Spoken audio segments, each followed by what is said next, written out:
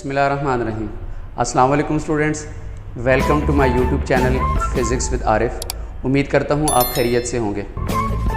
Students, हम electrostatics chapter के अंदर डिस्कशन कर रहे हैं और इससे पिछले वाले लेक्चर में हमने गॉसेस लॉ को काफ़ी डिटेल से देखा कि गॉसेस लॉ हमारे पास क्या है, उसकी स्टेटमेंट हमारे पास क्या है और उसकी मैथमेटिकल फार्मूलेशन और मैथमेटिकल रिलेशन हमारे पास क्या है। आप जानते हैं कि हर लॉ की कोई एप्लीकेशन होती हैं, उसको कहीं ना कहीं अप्लाई किया जाता है। हमारी डेली लाइफ में फ़िज़िक्स की जितनी भी लॉज हैं ये कहीं ना कहीं अप्लाई हो रही हैं। आज हम डिस्कस करेंगे आज के लेक्चर में एप्लीकेशन ऑफ गॉसेस लॉ, कि गॉसेस लॉ जो है वो कहाँ पर अप्लाई होगा और हमारे किस काम आता है। तो आइए स्टार्ट करते हैं गॉसेस लॉ की एप्लीकेशन। स्टूडेंट, गॉसेस लॉ की एप्लीकेशन में हमारे पास तीन बेसिक जो आपके SLOs बेस्ड सिलेबस है उसमें तीन डिफरेंट हमारे पास केसेस हैं। वहाँ पर हम इलेक्ट्रिक इंटेंसिटी फाइंड आउट करना चाहते हैं। तो यहाँ पर हमारे पास electric intensity inside a hollow charge sphere. हमारे पास एक फुटबॉल है, एक स्फीयर है और वो अंदर से खाली है, होलो है। तो होलो चार्ज स्फीयर के electric intensity inside find out करेंगे और उस होलो स्फीयर के ऊपर चार्ज यूनिफॉर्मली बाहर से डिस्ट्रीब्यूटेड है। ये जो हम यूनिफॉर्म का वर्ड यूज़ करते हैं ये electric intensity, electric field lines और इलेक्ट्रिक फ्लक्स को यूनिफॉर्म रखने के लिए हम करते हैं कि हमारे पास चार्ज यूनिफॉर्मली डिस्ट्रीब्यूटेड है। स्टूडेंट, कंसिडर हमारे पास एक होलो चार्ज स्फीयर है, उसमें चार्ज यूनिफॉर्मली डिस्ट्रीब्यूटेड है। हम सेलेक्ट करते हैं गॉसियन सरफेस। जैसे हमने गॉसियन सरफेस के थ्रू इसको कैलकुलेट करना है तो गॉसियन सरफेस हम जाके सेलेक्ट कर लेते हैं इनसाइड स्फीयर।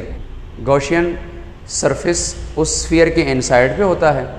तो ये डायग्राम ज़रा देखेंगे, इसमें स्टूडेंट हमारे पास ये जो बाहर वाला ब्लू सर्कल है, इस ब्लू सर्कल को हमने एक स्फीयर कहा हुआ है और इस स्फीयर में हमारे पास uniformly charge over the surface distributed है। स्टूडेंट, इसके सेंटर पे ही P पॉइंट है। इस P पॉइंट के ऊपर हमने इलेक्ट्रिक इंटेंसिटी या इलेक्ट्रिक फील्ड इंटेंसिटी हमने कैलकुलेट करनी है गॉसेस लॉ के बिहाफ पे। स्टूडेंट, हमारे पास ये P पॉइंट है। इस बड़े वाले सर्कल का, इस स्फीयर का हमारे पास R कैपिटल R और इस रेड वाले गॉसियन सरफेस का हमने गॉसियन सरफेस को सिलेक्ट किया है।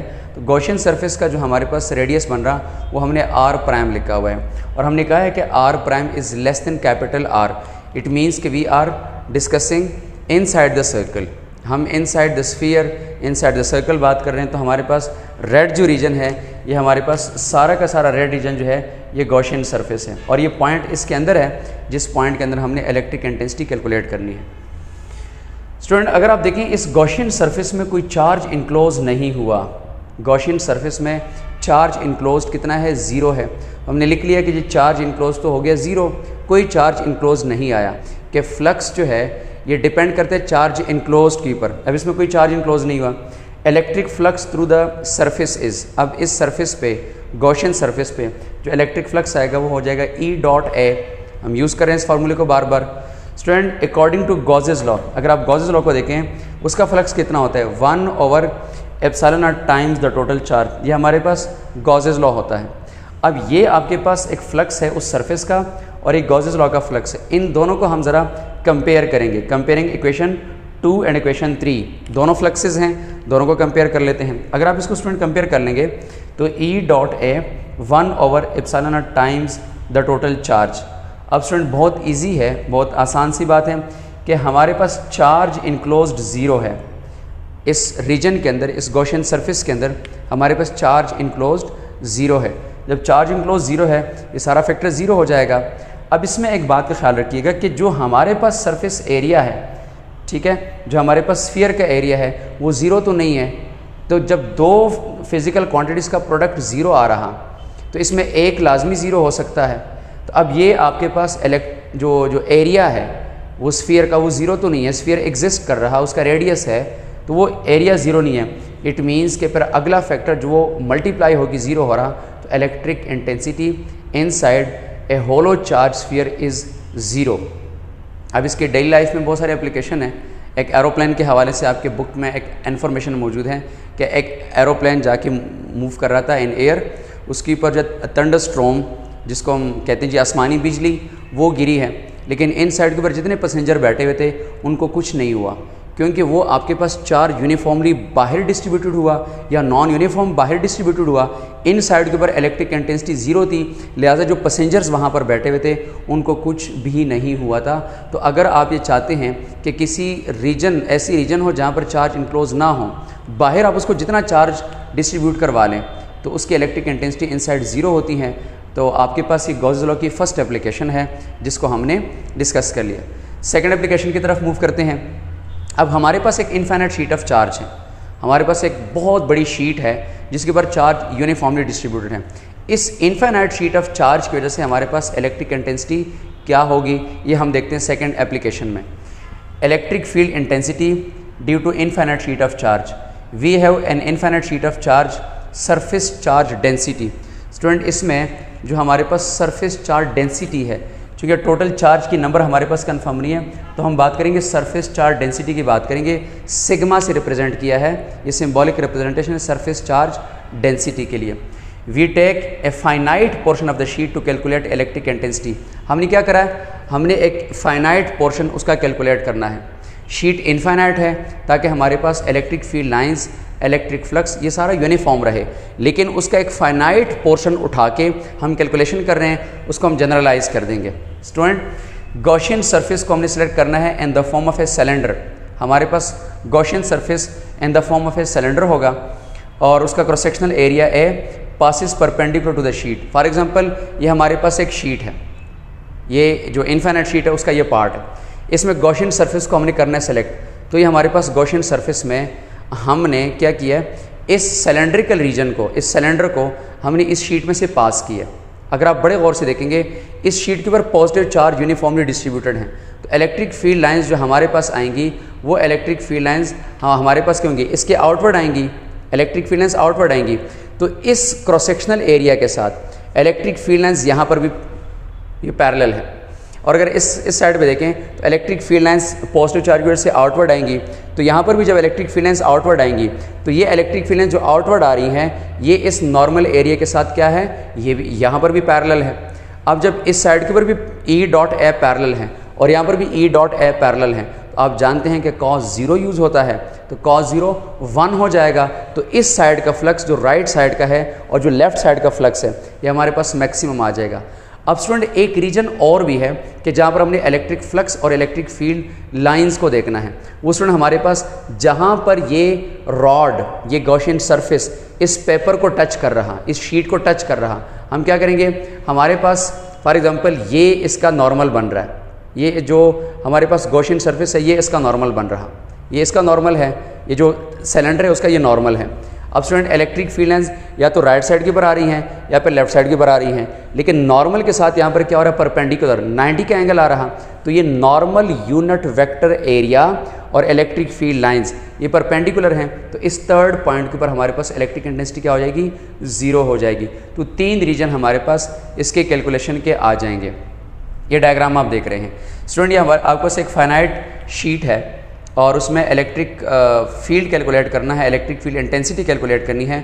आपने एक सिलेंडर पास किया हुआ, इस साइड के ऊपर भी ई और ए दोनों आपस में पैरेलल है और इस साइड के ऊपर भी ई और ए आपस में पैरेलल है। जो पॉइंट बी है, जो पॉइंट बी है यहाँ पर परपेंडिकुलर है नॉर्मल सरफेस एरिया इस सिलेंडर का और इलेक्ट्रिक फील्ड लाइंस ये आपस में परपेंडिकुलर हैं, तो कॉस 90 0 यूज़ किया जाएगा। 3 रीजन के ऊपर हमने इसकी इलेक्ट्रिक इंटेंसिटी कैलकुलेट करनी है। गॉसेस लॉ क्या कहता है, अकॉर्डिंग टू गॉसेस लॉ वो ये कहता है कि फ्लक्स आपके पास क्या होता है 1/ε0 times the total charge enclosed. अब टोटल चार्ज हमारे पास नहीं है, तो जब टोटल चार्ज नहीं है तो फिर हमारे पास हम यूज़ करेंगे सरफेस चार्ज डेंसिटी। कैपिटल क्यों लिखा है, कैपिटल क्यों हमारे पास नहीं है, क्योंकि शीट इनफाइनाइट है, फिर उसका जो फाइनाइट पोर्शन है उसके भी चार्ज मेरे पास कन्फर्म नहीं है, so we use surface charge density. तो इसको नेक्स्ट देखते हैं कि हमने इसको कैसे कैलकुलेट करना है। तो यहाँ पर हमारे पास surface charge density we have sigma is equal to Q divided by area, charge per unit area, ये हमारे पास सरफेस चार्ज डेंसिटी होता है। इसमें अगर आप चार्ज कैलकुलेट करेंगे तो सिग्मा इनटू ए आपके पास बन जाएगा।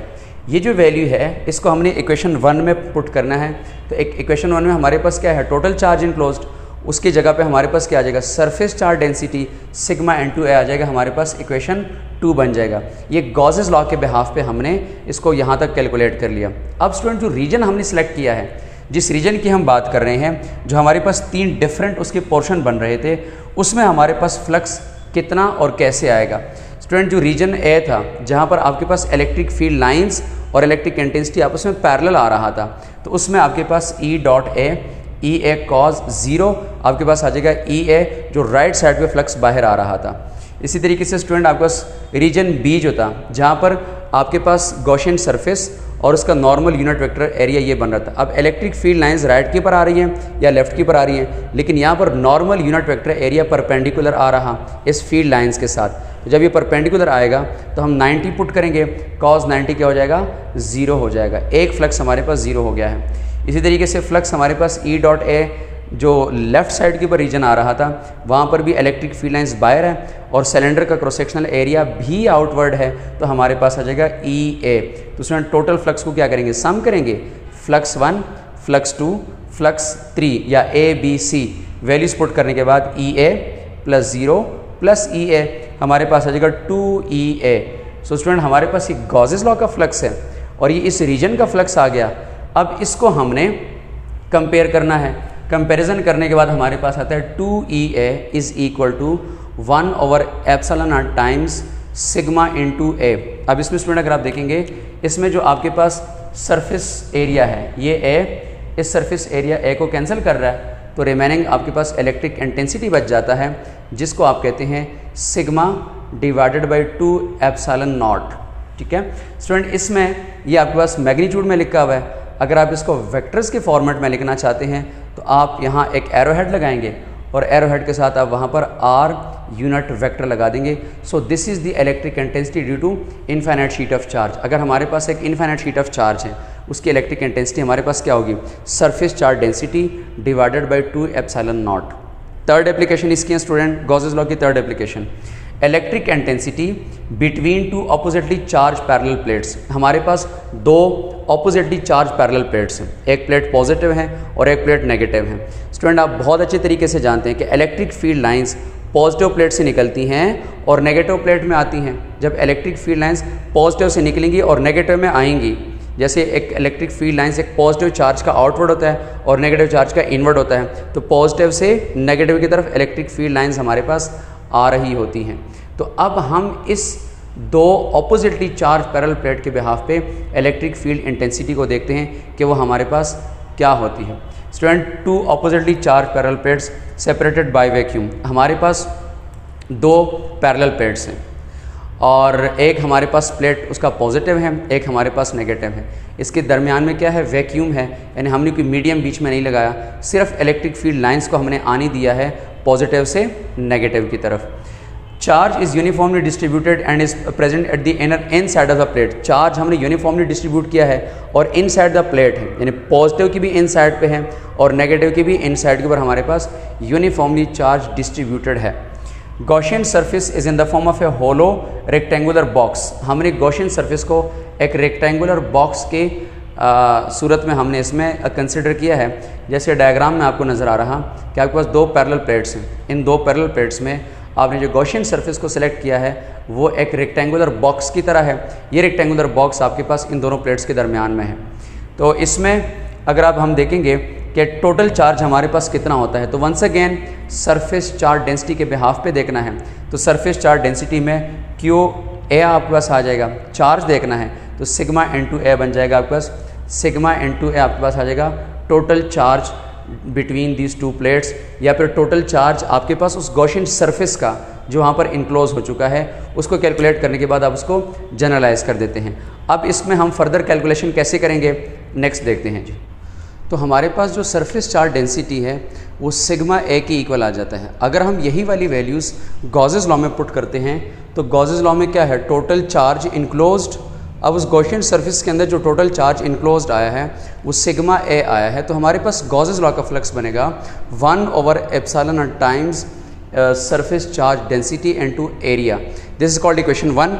स्टूडेंट आगे चलते हैं, फ्लक्स थ्रू ए। अब हमारे पास जो रीजन हमने सेलेक्ट किया है वो हमारे पास एक रेक्टेंगुलर होलो बॉक्स है। और उस बॉक्स के बिहाफ पे हम उसको कहते हैं जी गॉसियन सरफेस, उसके बिहाफ पे हमने फ्लक्स को कैलकुलेट करना है। स्टूडेंट हमारे पास ये रीजन है A to B, then B to C, C to D और D to A। ये हमारे पास एक गॉसियन सरफेस है जिसको हमने सिलेक्ट किया है और इस गॉसियन सरफेस के बिहाफ पे हमने इलेक्ट्रिक फ्लक्स को कैलकुलेट करना है। अब आप देख रहे हैं कि आपके पास जो गॉसियन सरफेस है ये एक रेक्टेंगुलर बॉक्स है। अगर आप इसको बड़े गौर से देखेंगे स्टूडेंट, डायग्राम में भी आपको ये क्लियर नज़र आ रहा कि जो आपके पास रेक्टेंगुलर बॉक्स है, ये रेक्टेंगुलर बॉक्स का जो एक रीजन है वो पॉजिटिव प्लेट के इन साइड पे है, पॉजिटिव प्लेट के इन साइड पे है। ये रीजन आपके पास पॉजिटिव प्लेट के इन साइड, यहाँ पर इलेक्ट्रिक इंटेंसिटी क्या होगी, ज़ीरो हो जाएगी। हमें ये बात कंफर्म है कि हमने जो सरफेस चार्ज किए हैं वो चार्ज हमारे पास जो मेटल प्लेट्स हैं उसके बॉर्डर पे हैं, उसके सरफेस पे, वहाँ से पॉजिटिव। इन साइड कोई चार्ज नहीं है। जब इन साइड चार्ज नहीं तो ये रीजन तो इन साइड पे चला गया।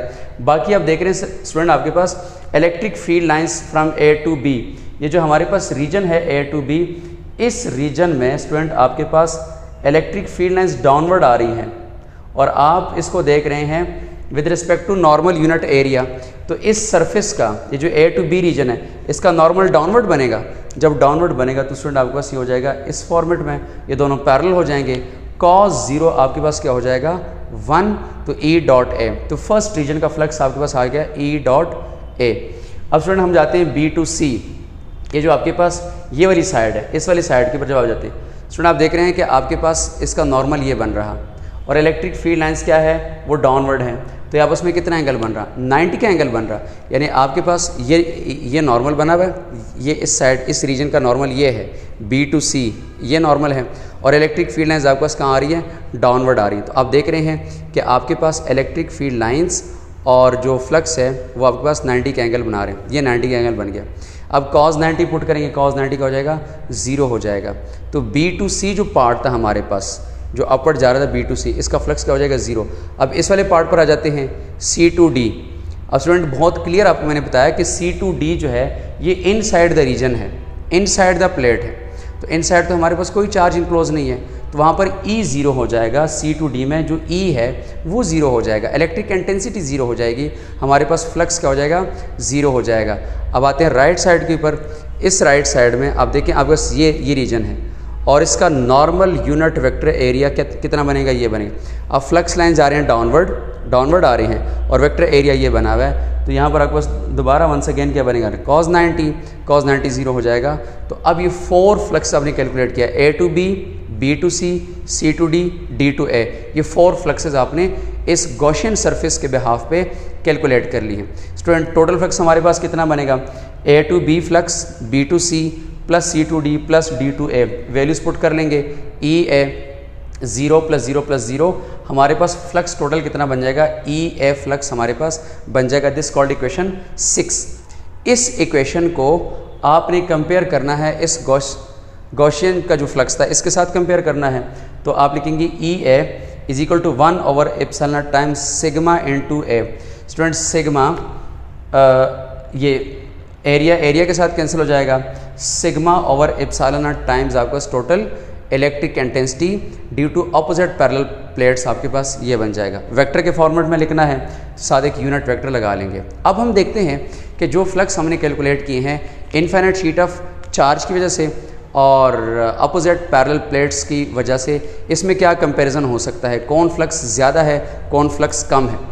Student comparison of flux due to infinite sheet of charge and oppositely charge parallel plates. अगर आप मैं लिख लूँ इनफाइनाइट शीट ऑफ चार्ज की इलेक्ट्रिक इंटेंसिटी तो वो σ/2ε0 है और इसको मैं 1/2 ज़रा एक दफ़ा बाहर लिख लूँ तो 1/2 बाहर लिखने के बाद मेरे पास आ जाएगा σ/ε0 एक साइड पर रह जाएगा। ये स्टूडेंट आपके पास रिजल्ट है σ/ε0। This is due to the oppositely charge parallel plates, ये इलेक्ट्रिक इंटेंसिटी है। तो इसको मैं लिख सकता हूँ EP electric intensity due to plates. तो आप देख रहे हैं कि शीट की इंटेंसिटी इलेक्ट्रिक प्लेट की क्या होती है, हाफ होती है, क्योंकि इलेक्ट्रिक प्लेट आपके पास 2 होते हैं ना, जो 2 अपोजिटली और शीट सिंगल होता है, ठीक है ना। तो शीट की इंटेंसिटी इलेक्ट्रिक प्लेट के हाफ होती है। यहाँ पर ये 2 यहाँ पर मल्टीप्लाई कर लेंगे तो प्लेट्स की जो इलेक्ट्रिक इंटेंसिटी होती है ना वो आप 2 टाइम्स शीट के इक्वल लिखेंगे। उम्मीद करता हूँ आपको ये टॉपिक आज का अच्छा लगा होगा, इसको क्लियर कीजिएगा। मिलते हैं फर्दर लेक्चर में इसी चैप्टर के अंदर। अल्लाह हाफिज़।